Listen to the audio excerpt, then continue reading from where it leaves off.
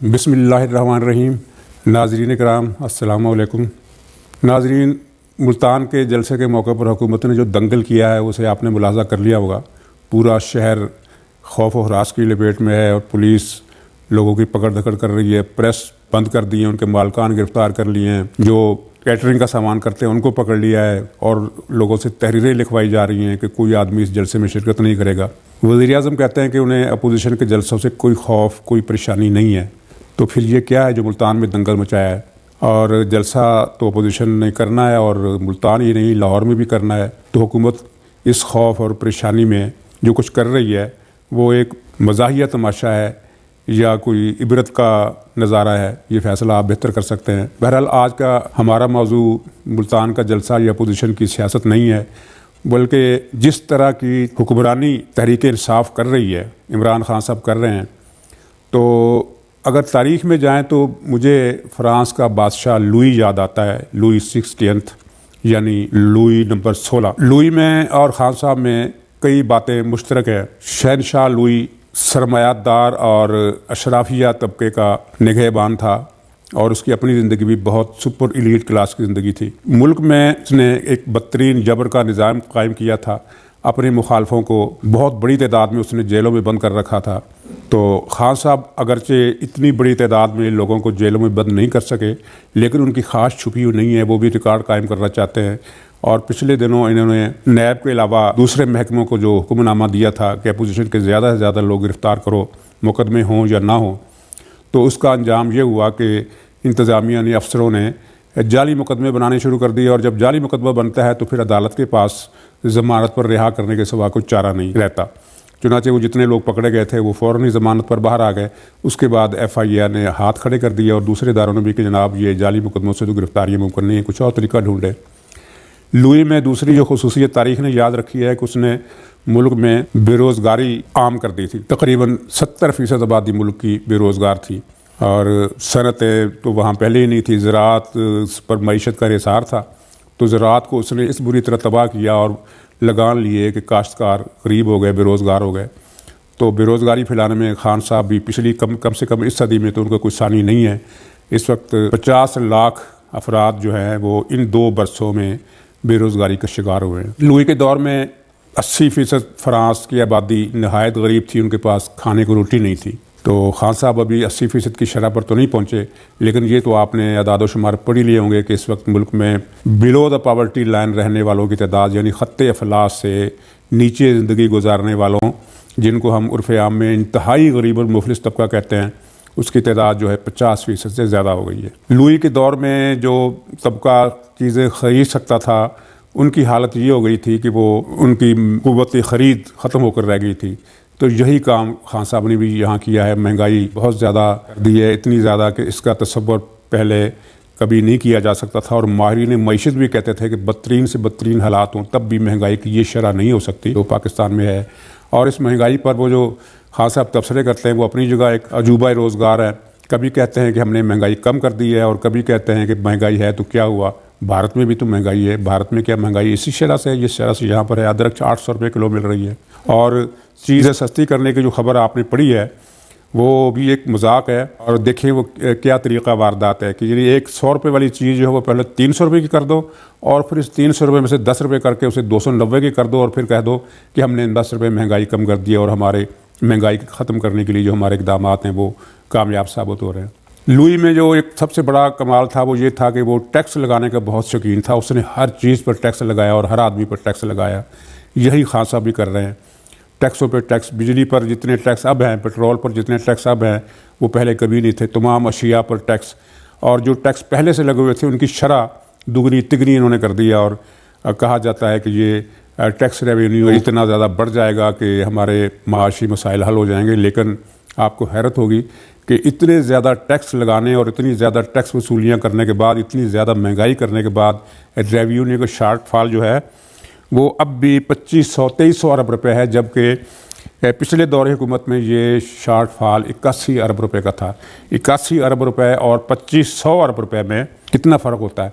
तो ये शॉर्टफॉल का मतलब ये है कि जो टैक्स लिए जा रहे हैं और उनकी वसूलियाँ की जा रही हैं, ये कहीं ना कहीं इनका इंदराज नहीं हो रहा।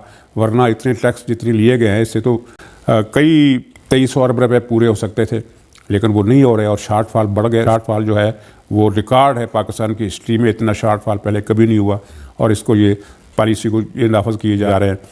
और यही लुई का मामला था कि लुई के ज़माने में तो खैर वो ज़माना और था और जुल्म व सितम की कहानियाँ जो हैं वो इस दौर में उनका दोहराया जाना मुमकिन नहीं है। 3 वाक़यात मैं नमूने के तौर पर पेश करता हूँ कि एक वाक़े में एक किसान से कहा गया कि तुम्हारे ज़िम्मे टैक्स है वो अदा करो, तो उसने कहा कि मेरे पास तो खाने के लिए भी पैसे नहीं हैं, तो मैं टैक्स कहाँ से दूँ।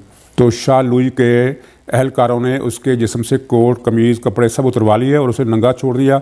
सर्दी का मौसम था, वो सर्दी से मर गया। एक बेवा के झोंपड़ी में घुस गए और कहा कि तुम्हारे ज़िम्मे टैक्स बनता है वो निकालो, तो उसने भी यही जवाब दिया कि मेरे पास तो खाने के लिए पैसे नहीं है, मैं टैक्स कहाँ से दूँ। तो जो अफसर था उन अहलकारों का, उसने कहा कि ये इसके बर्तन छीन लो। उस बेचारी के पास बर्तनों के सिवा कुछ नहीं था। वो बर्तन छीनने लगे तो इसने एक बड़े बर्तन के गिर्द अपने बाजू हुमायल कर दिए और उसे कस कर यानी अपने सीने से कस कर लपेट लिया कि वो ना छीने जाएँ। तो अफसर ने हुक्म दिया कि इसके दोनों हाथ काट कर ये बर्तन निकाल लो। उसके दोनों हाथ काट दिए गए और वो बर्तन छीन लिया गया। कुछ किसानों को पकड़ा गया कि तुम टैक्स दो, उनके पास भी देने के लिए कुछ नहीं था। तो अफसर ने उन्हें कहा कि तुम्हारे पास हाथ तो है, ये खेत खोदो। यानी इस तरह की जबरी वसूलियाँ वो करते थे। तो उस तरह के मजालम और इस तरह का कत्लेआम हाथों का काट देना इस दौर में अब मुमकिन नहीं है। लेकिन खान साहब जो कुछ कर रहे हैं वो इतना कम भी नहीं है। लोगों के बच्चे भूख से मर रहे हैं, लोग रोटी खाना कम कर दिए हैं और जो दिन में 3 मरतबा रोटी खाते थे वो अब 2 पर आ गए हैं और जो 2 मरतबा खाते थे वो 1 पर आ गए हैं। और ये सिलसिला अगर चलता रहा, आटा दाल चीनी सब्जियां इसी तरह महंगी होती रही, बिजली के बिल इसी तरह बढ़ते रहे, रोज़गार इसी तरह कम होते रहे, तो यहाँ वो नौबत आ सकती है कि जिसको हम कहते हैं कि एक कहत पड़ गया है, फाकों से लोग मरने लगे हैं। तो ये मंजिल खुदा न खास्ता कुछ ज़्यादा दूर नहीं। और सितम ज़रीफ़ी कहिए, जिस तरह शहनशाह लुई को अवाम के ज़ख्मों पर नमक छिड़कने का शौक़ था, वैसा ही शौक़ हमारे खान साहब का है। जब वो ये कहते हैं कि तमाम माशी इशारे बेहतर हो रहे हैं, मईशत पटड़ी पर चढ़ गई है और पाकिस्तान के हालात इतने अच्छे हैं कि माजी में इससे पहले कभी नहीं थे, तो वो इसे हम ज़ख्मों पर नमक छिड़कने और नमक छिड़कने का मज़ा लेने के सिवा हम और कोई नाम नहीं दे सकते जो खान साहब कर रहे हैं।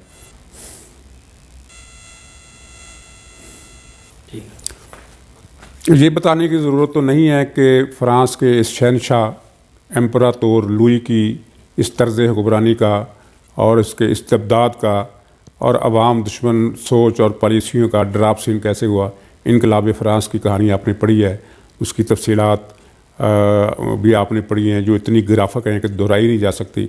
और ये मैं कोई इशारा नहीं दे रहा, सिर्फ एक बता रहा हूँ कि तारीख़ में ये हुआ कि इस एम्परातोर के साथ ही फ़्रांस में बादशाहत ख़त्म हो गई और वहाँ पहले एक प्रोलेटारिया डिक्टेटरशिप कायम हुई और उसके अंदर से फिर जमहूरियत ने जन्म लिया, जो गरीब दोस्त तो नहीं थी लेकिन गरीब दुश्मन भी नहीं थी। और इसी इनकलाब फ़्रांस के नतीजे में जो सिलसिला वाक़यात चला वो पूरी दुनिया में मौजूदा जमहूरियत की शक्ल में आपके सामने।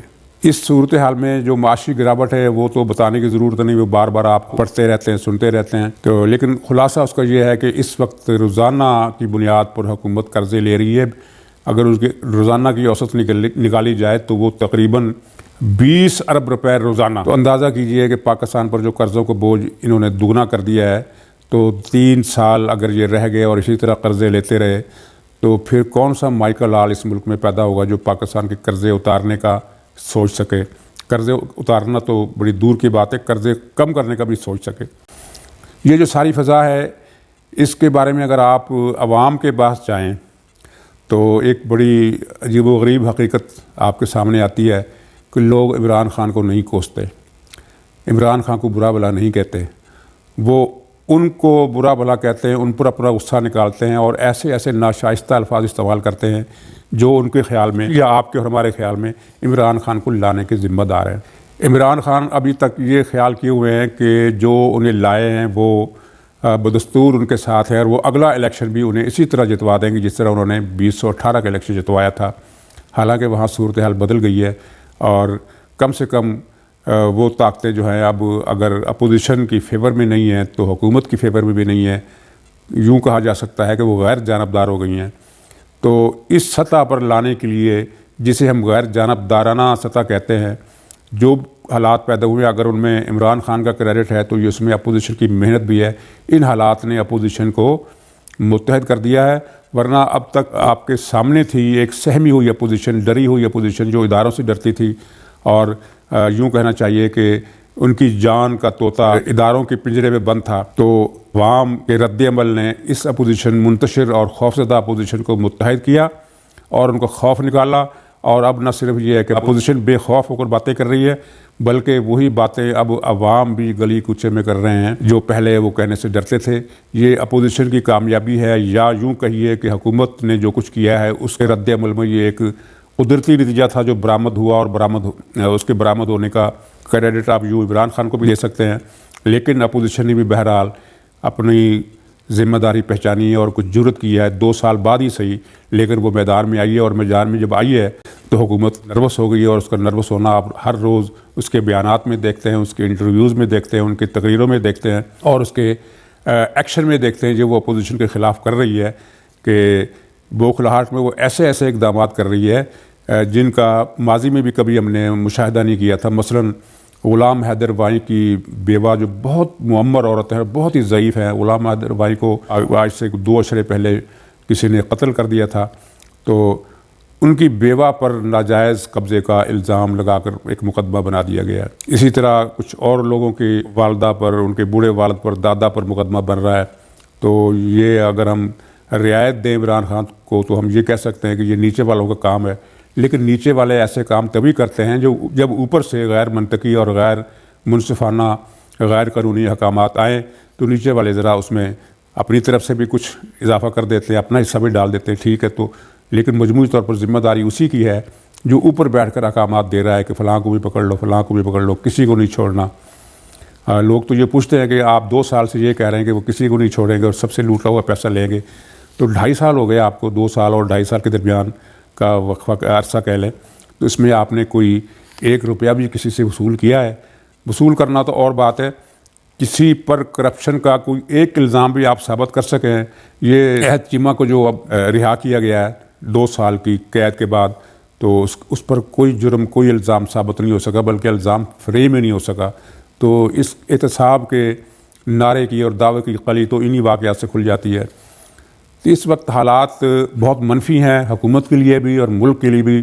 परसों मोहतरमा मरियम नवाज़ साहबा ने कुछ ऑफ द रिकॉर्ड बातें भी की, तो उन ऑफ द रिकॉर्ड बातों में एक बात ये थी जो इतनी ऑफ द रिकॉर्ड नहीं है, बल्कि हर आदमी के, हर बाशऊर आदमी के जो हालात को देख रहा है और जो तजर्बा रखता है उसकी ज़बान पर है। वो ये मरियम साहबा ने कहा कि अगर हालात इसी तरह रहे और उसमें कोई तब्दीली ना आ सकी या ना आई, तो डर है कि कोई बहुत बड़ा हादसा ना हो जाए। तो अल्लाह ताला से दुआ है कि अल्लाह ताला हमें इस हादसे से महफूज रखे। नाज़रीन कराम, खुदा हाफ़िज़।